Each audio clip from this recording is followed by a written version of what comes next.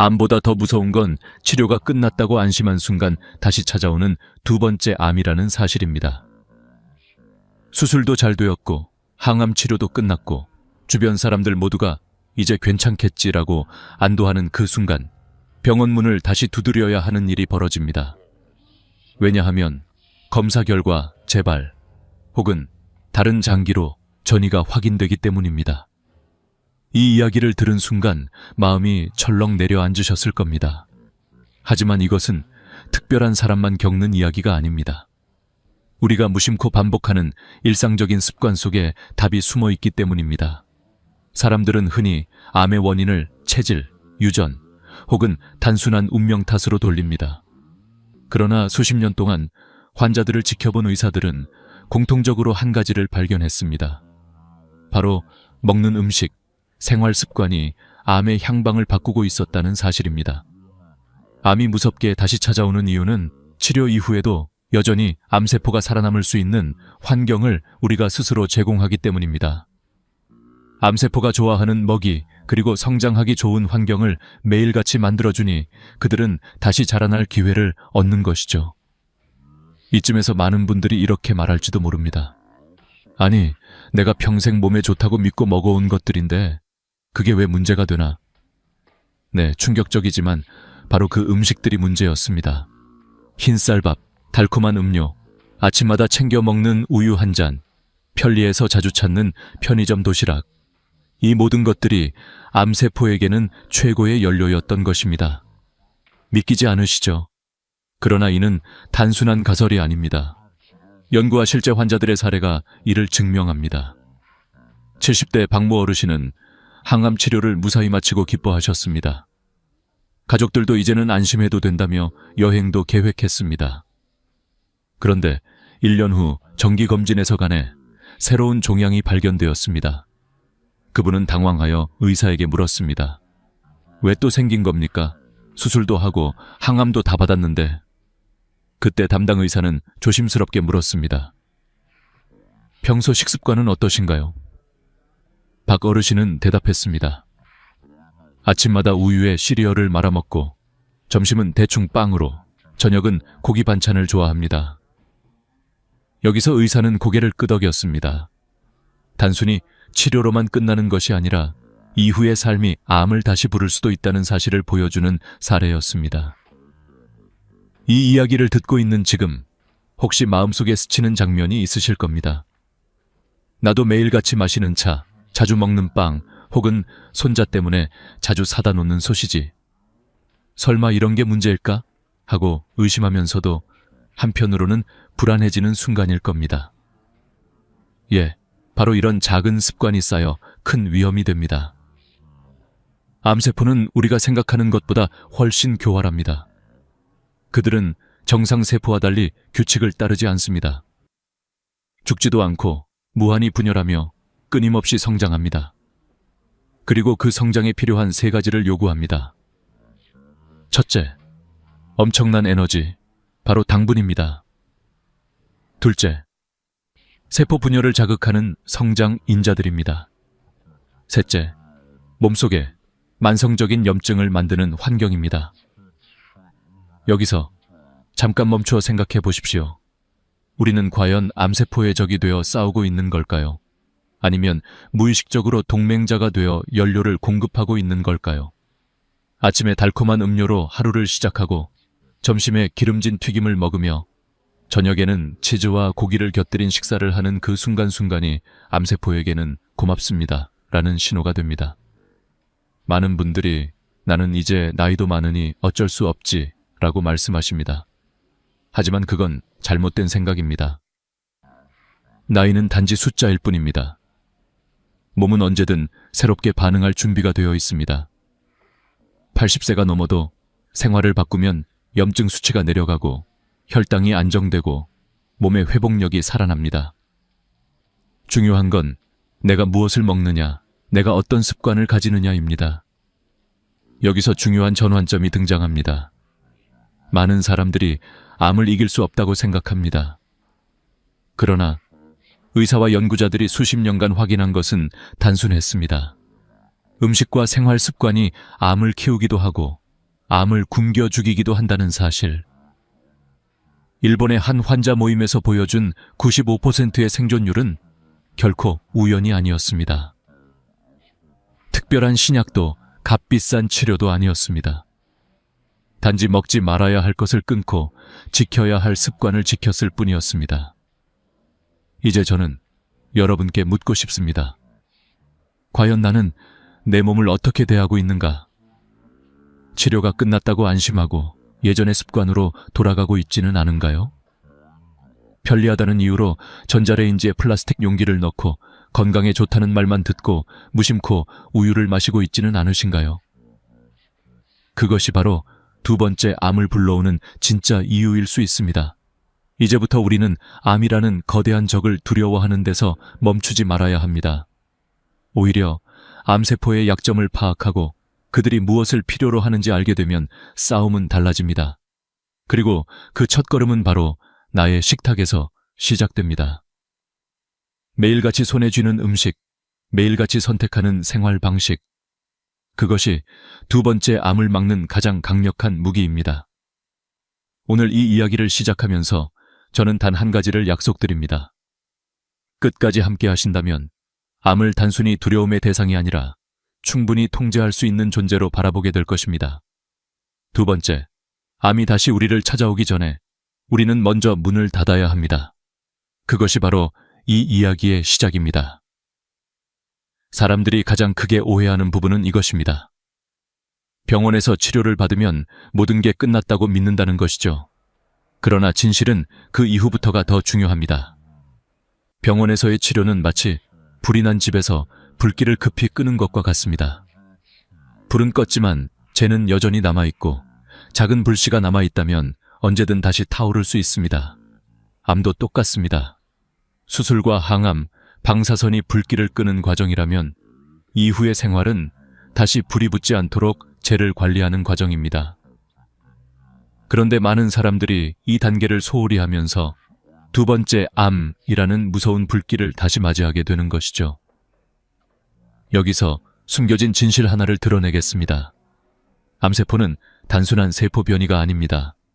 그들은 우리의 생활 습관에 민감하게 반응합니다. 우리가 무엇을 먹는지, 어떤 환경에서 살아가는지에 따라 암세포는 잠들기도 하고 깨어나기도 합니다. 특히 음식은 암의 최대 동맹이 될 수도, 가장 강력한 적이 될 수도 있습니다. 우리는 평생 건강식이라고 믿었던 음식들을 의심해야 할 때가 왔습니다. 예를 들어 많은 분들이 아침마다 마시는 우유, 소화 잘 되고 뼈 건강에 좋다고 믿으셨죠? 그러나 연구 결과 IGF라는 성장 인자가 암세포의 분열을 촉진한다는 사실이 밝혀졌습니다. 소에게는 송아지를 키우기 위한 호르몬이지만 인간의 몸에 들어오면 암세포 역시 함께 성장하게 됩니다. 여러분이 믿어온 건강식이 사실은 암세포의 성장 촉진제였던 겁니다. 또 다른 진실, 설탕과 정제 탄수화물입니다. 우리는 흔히 달달한 건 기분을 좋게 한다라고 말합니다. 그러나 암세포 입장에서는 설탕이 바로 생명줄입니다. 정상세포보다 수십 배 이상 포도당을 소비하는 암세포는 우리가 흰쌀밥이나 빵, 달콤한 음료를 먹는 순간 폭발적으로 에너지를 얻습니다. 환자들의 식단을 분석해보면 재발한 분들 대부분이 이런 습관을 버리지 못했습니다. 반대로 꾸준히 식단을 조절한 환자들은 훨씬 더 오래, 더 건강하게 지내셨습니다. 여기서 중요한 점은 의사들조차 오랫동안 이 사실을 간과했다는 것입니다. 불과 10년 전까지만 해도 의료계에서는 음식과 암은 별개라고 여겼습니다. 수술과 약물, 방사선이 전부라고 생각했습니다. 그러나 독일의 연구소에서 발표한 암세포가 정상세포보다 20배 더 많은 당을 소비한다는 연구 결과가 모든 걸 바꿔놓았습니다. 그때부터 전 세계의 의사들이 뒤늦게 눈을 떴습니다. 아, 음식이 단순한 생활 요소가 아니구나. 치료의 연장선상에 있는 중요한 무기구나.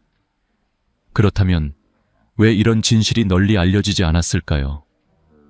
이유는 간단합니다. 식품산업과 의료산업이 얽혀있기 때문입니다. 우유산업, 가공식품산업은 건강이라는 이미지를 끊임없이 강조합니다. 광고를 보십시오. 우유는 성장과 활력의 상징으로, 시리얼은 바쁜 현대인을 위한 건강식으로 포장됩니다. 그러나 그 이면에는 우리가 보지 못한 데이터가 숨어 있습니다. 우유 소비량이 급격히 늘어난 시점과 유방암 발병률이 폭발적으로 증가한 시점이 정확히 일치한다는 사실. 설탕 소비가 늘어난 시점과 대장암, 췌장암 발병률이 상승한 시점이 정확히 겹친다는 사실.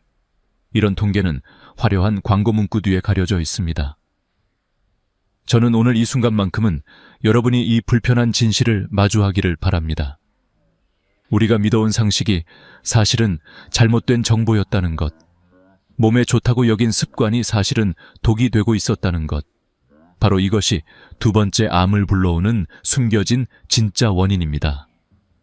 생각해 보십시오. 왜 어떤 환자는 똑같이 치료를 받았는데 10년이 지나도 건강하게 사는 반면 어떤 환자는 1년 만에 다시 병원에 오는 걸까요? 단순한 운일까요? 아닙니다. 그 차이는 작은 생활 습관의 누적에서 비롯됩니다. 암세포는 우리가 어떤 선택을 하느냐에 따라 다시 고개를 들 수도 있고 영원히 잠든 채로 사라질 수도 있습니다.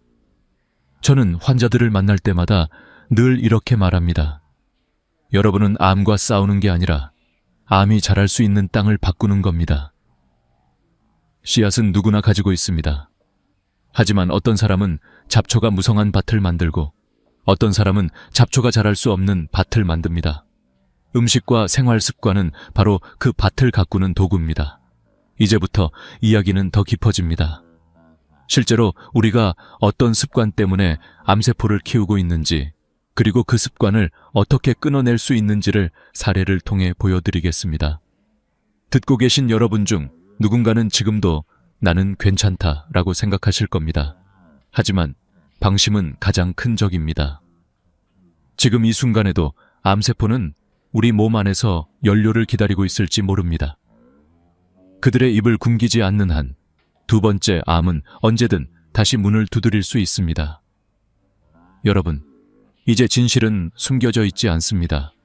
문제는 우리가 그 진실을 직시할 용기를 내느냐, 아니면 여전히 편리함과 익숙함 속에 안주하느냐에 달려 있습니다.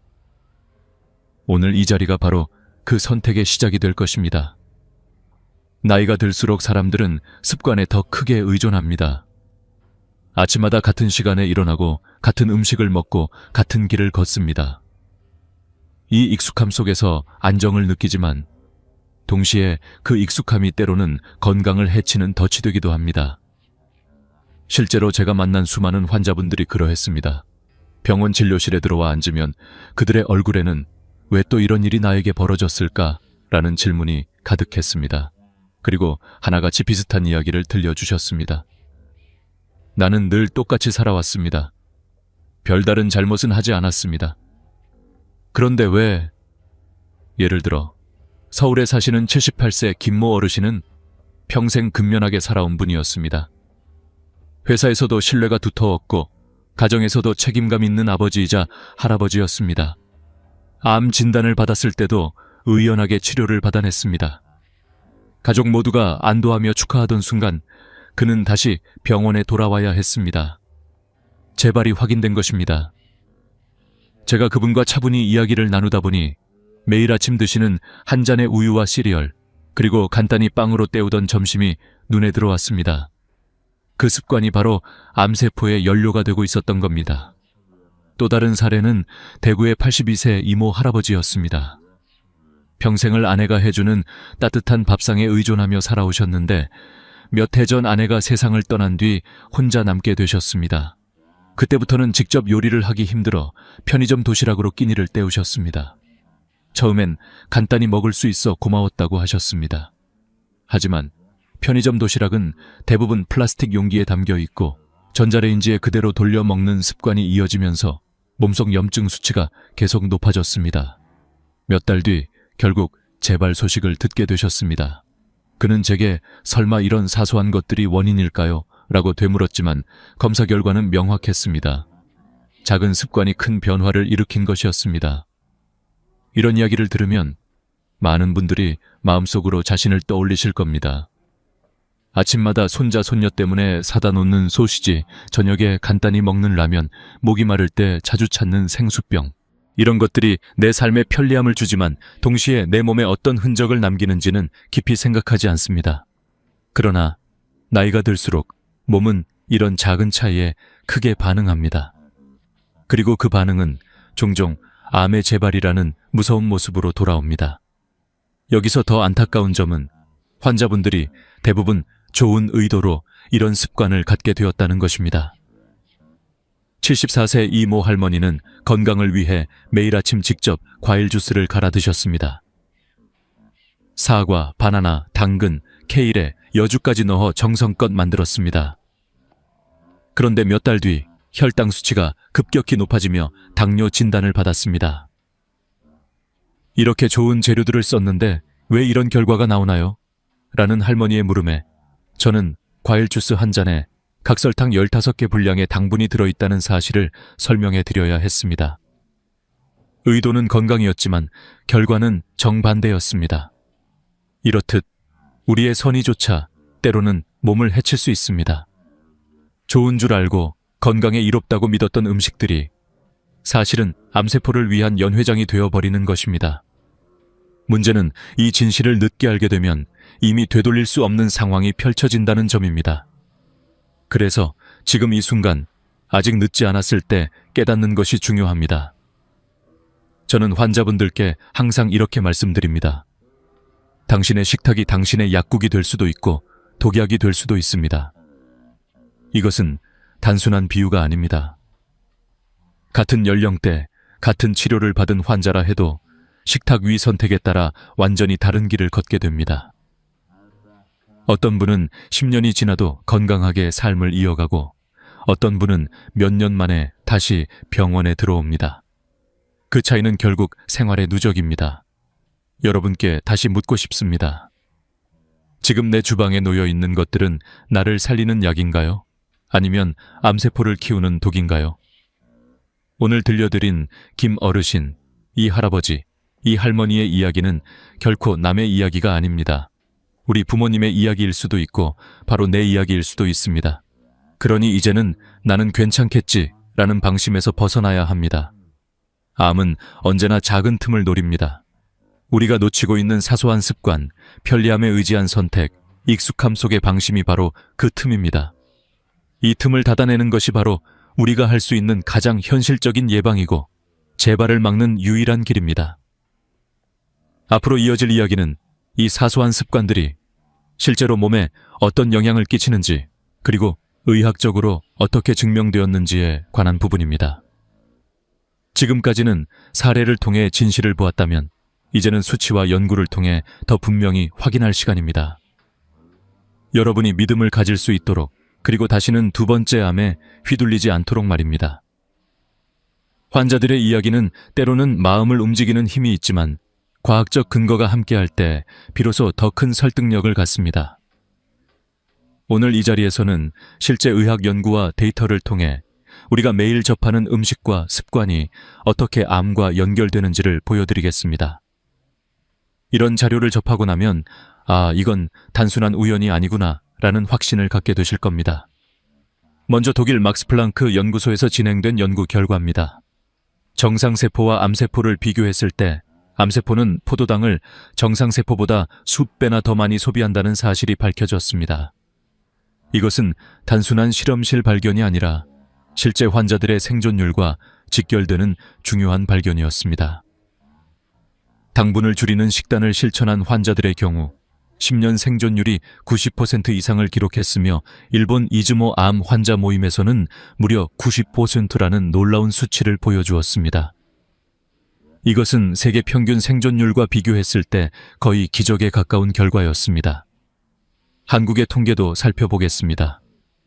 1970년대 한국인의 1인당 연간 설탕 소비량은 3,002kcal였습니다.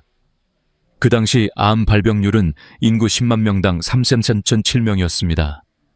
그런데 2020년 설탕 소비량은 24,716으로 약 7.7배 증가했고 암 발병률은 263명으로 무려 8배 가까이 늘었습니다. 단순히 의학적 추측이 아니라 수십 년 동안의 통계가 이 사실을 증명하고 있는 것입니다. 우유와 유제품의 사례도 있습니다. 1970년 한국인의 연간 우유 소비량은 3.4리터에 불과했습니다. 여성 10만 명당 유방암 환자는 1.8명이었죠. 그런데 2020년에는 우유 소비량이 78.5리터로 급증했고 유방암 환자는 10만 명당 56.2명으로 늘었습니다. 무려 30배 이상 증가한 것입니다. 더 구체적으로 보면 학교에서 우유급식이 본격적으로 시작된 1980년대 이후 유방암 발병률이 급격히 상승하기 시작했습니다. 같은 시기 치즈와 요구르트 같은 유제품 소비도 대중화되었는데 이는 곧바로 발병률 곡선과 맞물렸습니다. 반면 같은 아시아권인 중국과 일본의 사례는 대조적입니다. 이들 나라에서는 전통적으로 유제품 소비가 적었습니다. 결과적으로 유방암 발병률은 한국의 절반 수준에 머물렀습니다. 단순히 문화적 차이가 아니라 식단의 차이가 명백히 건강의 결과로 나타난 것입니다. 튀긴 음식과 트랜스 지방의 영향도 무시할 수 없습니다. 하버드 보건대학원이 3만 명을 20년간 추적한 결과 트랜스 지방을 많이 섭취한 그룹의 심장병 사망률은 30% 높았고 암 사망률은 25% 증가했습니다. 특히 주 3회 이상 튀긴 음식을 먹은 사람들의 전립선암 발병률은 일반인보다 1.4배 높게 나타났습니다. 한국의 경우 치킨 소비량이 1990년 연간 1인당 3.2kg에서 2020년 14.8kg로 4.6배 증가했습니다. 같은 기간 대장암 발병률도 2.3배 늘어났습니다. 이것은 단순한 우연의 일치가 아니라 뚜렷한 인과관계를 시사하는 데이터입니다. 가공육의 위험성은 세계보건기구가 이미 확인했습니다. 햄, 소시지, 베이컨 같은 가공육은 1급 발암물질로 분류되었습니다. 매일 50kg만 먹어도 대장암 위험이 18% 증가합니다. 햄 2장, 소시지 1개 정도의 양이 바로 그 수치입니다. 한국인의 가공육 소비량은 1980년 0.8kg에서 2020년 8.9kg로 11배 증가했습니다. 그리고 같은 기간 대장암 발병률은 4배 이상 높아졌습니다. 젊은 층에서 대장암이 늘어난 것도 바로 이 시기였습니다. 이 수치들을 보면 분명히 알 수 있습니다. 암은 단순히 유전이나 체질 때문만이 아니라 생활 습관과 식단의 영향을 크게 받습니다. 그리고 그 변화는 몇십 년이라는 긴 시간에 걸쳐 드러납니다. 우리의 부모 세대가 경험하지 않았던 질병들이 오늘날 급격히 늘어난 이유는 바로 우리의 식탁이 바뀌었기 때문입니다. 그러니 이제는 분명히 말할 수 있습니다. 암은 불가항력적인 운명이 아니라 우리가 만들어낸 결과일 수 있다는 것. 그리고 그 결과를 되돌리는 길도 여전히 남아있다는 것입니다. 데이터는 냉정합니다. 그러나 동시에 희망을 줍니다. 왜냐하면 생활을 바꾸면 수치도 바뀌기 때문입니다. 일본 이즈모 모임의 사례가 그것을 증명합니다. 이제 중요한 질문이 남습니다. 그렇다면 우리는 어떻게 달라져야 하는가? 통계와 연구가 사실을 보여주었다면 이제 우리의 몫은 행동입니다. 다음으로는 이 변화를 어떻게 시작할 수 있는지 누구나 따라 할 수 있는 구체적인 방법을 나누겠습니다. 두 번째, 암을 막기 위한 길, 그것은 거창한 치료법이 아니라 작은 생활의 전환에서 시작됩니다. 사람들이 변화를 두려워하는 이유는 단순합니다. 너무 크고 버거운 과제를 떠올리기 때문입니다. 이제부터 나는 아무것도 먹지 말아야 하나? 평생 좋아하던 음식을 다 끊어야 하나? 이런 생각이 드는 순간 마음은 금세 무너집니다. 하지만 제가 수많은 환자들과 함께 걸어오며 배운 것은 변화는 결코 거창한 것에서 시작되지 않는다는 사실입니다. 오히려 아주 작은 선택, 사소한 습관의 전환이 쌓여 큰 기적을 만듭니다. 예를 들어 가공육을 매일 먹던 분들에게 저는 이렇게 말합니다. 내일부터 당장 끊지 마십시오. 이번 주에는 단 하루만 가공육을 빼보세요. 그리고 그 하루를 견딘 환자들은 이렇게 이야기합니다. 생각보다 어렵지 않네요. 그 작은 성공이 다음 주에는 이틀, 그 다음 주에는 사흘로 이어집니다. 결국 몇 달 뒤에는 가공육이 식탁에서 완전히 사라집니다. 사람은 완벽을 향해 뛰어오를 수는 없지만 작은 발걸음은 언제든 옮길 수 있습니다. 또 하나 중요한 전략은 대체입니다. 좋아하던 것을 억지로 끊는 대신 다른 것으로 바꾸는 것입니다. 우유 대신 두유나 귀리 우유를, 튀긴 음식 대신 구운 음식이나 삶은 음식을, 흰쌀밥 대신 현미와 잡곡밥을 선택하는 것이죠. 사람의 입맛은 생각보다 빨리 적응합니다. 처음에는 밍밍하게 느껴지던 현미밥이 어느새 고소하게 다가오고 기름에 튀기지 않은 닭고기가 오히려 담백하게 느껴집니다. 운동 역시 마찬가지입니다. 많은 분들이 운동이라고 하면 헬스장 등록부터 떠올립니다. 그러나 필요한 것은 하루에 30분 가볍게 걷는 것부터입니다. 동네 공원을 걷거나 계단을 오르는 것만으로도 몸은 반응합니다. 실제로 어떤 환자분은 의사의 권유로 하루 만보를 걷기 시작했는데 몇 달 만에 혈당과 혈압 수치가 눈에 띄게 안정되었습니다. 특별한 약을 추가하지도 않았습니다. 몸은 우리가 주는 신호에 정직하게 반응합니다. 그리고 중요한 습관 하나, 바로 간헐적 단식입니다. 하루 3끼를 꼬박꼬박 먹어야 건강하다는 믿음이 오래도록 자리 잡아왔습니다. 하지만 연구 결과 하루 16시간의 공복이 몸의 자가 회복 시스템을 활성화시킨다는 사실이 밝혀졌습니다. 실제로 간헐적 단식을 실천한 환자들의 암 재발률이 눈에 띄게 줄어들었습니다. 처음엔 어렵게 느껴지지만 저녁을 조금 일찍 먹고 아침을 조금 늦추는 것만으로도 가능합니다. 이 과정에서 가장 중요한 것은 혼자가 아니라는 것을 아는 겁니다. 가족과 함께 실천하면 훨씬 수월합니다. 손주와 함께 걸으며 운동을 하고 가족끼리 현미밥을 나누어 먹으며 함께 가공육을 줄여가는 과정은 단순한 건강관리가 아니라 삶의 새로운 결속을 만듭니다. 어떤 어르신은 이렇게 말씀하셨습니다. 처음엔 억지로 시작했는데 이제는 손자와 함께하는 시간이 기다려집니다. 그 덕분에 제 몸도 달라지고 가족도 달라졌습니다. 또한 저는 환자분들께 늘 이렇게 당부합니다. 한 번에 모든 걸 바꾸려 하지 마십시오. 한 주에는 가공육을, 다음 주에는 설탕을, 그 다음 주에는 튀긴 음식을 줄여 나가십시오. 이렇게 단계적으로 바꾸면 몸은 놀랍게도 3개월 만에 반응을 보입니다. 염증 수치가 낮아지고 혈당이 내려가며 몸이 가벼워지는 것을 직접 느낄 수 있습니다. 작은 변화가 눈에 보이는 결과를 만들 때 사람들은 비로소 확신을 얻습니다. 무엇보다 중요한 것은 마음입니다. 나는 이미 늦었다라는 생각이 가장 큰 장애물입니다. 그러나 제가 만난 수많은 환자들은 70세, 80세, 심지어 90세가 넘어서도 변화를 통해 새로운 삶을 살고 계셨습니다. 제주도의 87세 남성 환자는 말기 진단을 받았지만 식단과 생활 습관을 바꾼 뒤 7년째 건강하게 지내고 계십니다. 강원도의 94세 여성 환자는 4번의 재발 끝에도 올바른 습관으로 5년째 재발 없이 지내고 있습니다. 나이는 결코 벽이 되지 않습니다. 여러분, 변화를 두려워하지 마십시오. 암은 우리에게 큰 공포를 주지만 동시에 중요한 메시지를 줍니다. 삶을 다시 설계하라는 것입니다. 지금이 바로 그 시작점입니다.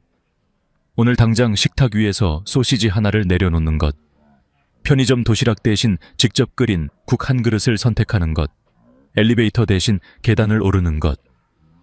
그 작은 발걸음이 2번째 암의 그림자를 막아내는 강력한 방패가 됩니다. 곧 마지막 이야기가 남아 있습니다. 지금까지는 암을 부르는 원인과 그것을 끊어내는 방법을 다루었다면 이제는 삶 전체에서 얻을 수 있는 궁극적인 교훈을 나눌 시간입니다. 숫자와 연구를 넘어 결국 우리에게 남는 것은 살아온 방식과 마음가짐입니다. 그 메시지가 여러분의 내일을 바꾸는 힘이 되기를 바랍니다. 우리가 지금까지 살펴본 이야기는 단순히 음식이나 습관의 문제가 아닙니다. 더 깊은 차원에서 보면 그것은 삶을 어떻게 대할 것인가 라는 물음으로 이어집니다. 암을 겪은 분들이 공통적으로 말하는 것은 이 병은 나에게 2번째 인생을 주었다는 것입니다. 치료 이후에도 예전처럼 살았다면 다시 재발했을지도 모르지만 생활을 바꾸고 마음을 바꾸면서 비로소 새로운 길을 걷게 되었다는 고백입니다. 저는 수많은 어르신들을 만나며 한 가지 공통된 깨달음을 얻었습니다. 나이는 숫자에 불과하다는 말이 단순한 위로가 아니라 실제라는 것입니다. 70세든 80세든 심지어 90세든 올바른 습관을 시작한 순간 몸은 놀라운 회복력을 보여주었습니다. 그것은 의학적으로도 설명할 수 있습니다. 인체는 끊임없이 새로운 세포를 만들어내고 손상된 세포를 교체합니다. 올바른 환경을 주면 이 과정은 늦은 나이에도 여전히 작동합니다. 결국 중요한 것은 내가 어떤 마음으로 오늘을 사느냐입니다. 이 지점에서 우리는 인생의 중요한 교훈을 얻습니다. 암은 단순한 질병이 아니라 삶을 비추는 거울이라는 것입니다. 무심코 지나친 선택, 편리함에 기대던 습관, 작은 방심이 결국 큰 결과로 이어집니다. 그러나 반대로 작은 선택의 변화가 또 다른 기적을 만듭니다. 오늘 한 끼를 바꾸는 것이 내일 걷는 30분이 결국 내 삶 전체를 바꾸는 힘이 됩니다. 저는 한 환자분의 말을 결코 잊을 수 없습니다. 80대 초반에 한 할아버지께서 이렇게 말씀하셨습니다. 암을 통해 저는 비로소 삶을 배우게 되었습니다. 이전에는 늘 바쁘게 살면서 가족과의 식사 시간을 소홀히 했는데 이제는 함께 앉아 밥을 먹는 순간이 가장 소중합니다. 그의 얼굴에는 평온함이 가득했습니다. 병이 주었던 고통은 여전했지만 그 고통이 남긴 교훈은 오히려 삶을 더 깊게 만들어 주었습니다. 이 교훈은 우리 모두에게 필요합니다. 암이 있든 없든 나이가 많든 적든 삶은 언제나 선택의 연속입니다. 그리고 그 선택이 나를 살리기도 해치기도 합니다. 암이라는 극적인 상황 속에서 드러난 진실은 단순합니다. 올바른 지식과 올바른 실천이 있다면 두 번째 암은 피할 수 있다는 것, 나아가 더 건강하고 의미 있는 삶을 살 수 있다는 것입니다. 오늘 이 자리를 통해 저는 여러분께 이렇게 말씀드리고 싶습니다. 절대 포기하지 마십시오. 암은 무섭지만 결코 이길 수 없는 적은 아닙니다. 오히려 그것은 우리가 자신을 다시 돌아보고 더 나은 삶을 살도록 이끄는 신호일 수 있습니다. 두려움에 갇히지 말고 작은 변화부터 시작하십시오.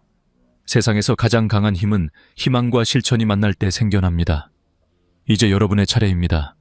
오늘부터 무엇을 끊고 무엇을 시작하시겠습니까? 가공육을 내려놓을 것인지, 설탕을 줄일 것인지, 아니면 저녁을 조금 일찍 끝내고 공복 시간을 늘릴 것인지, 어떤 선택이든 좋습니다. 중요한 건 지금 바로 첫걸음을 떼는 것입니다. 마지막으로 부탁드립니다. 이 영상이 마음에 와닿으셨다면 구독과 좋아요를 눌러주시고 앞으로도 이어질 이야기를 함께 해주시기 바랍니다. 저희는 더 많은 지혜와 사례를 나누어 드릴 것이고 여러분은 그 안에서 새로운 삶의 방향을 발견하게 될 것입니다. 암은 끝이 아니라 다시 시작할 수 있는 기회입니다. 오늘보다 더 나은 내일을 향해 우리 모두 함께 나아가길 바랍니다. 감사합니다.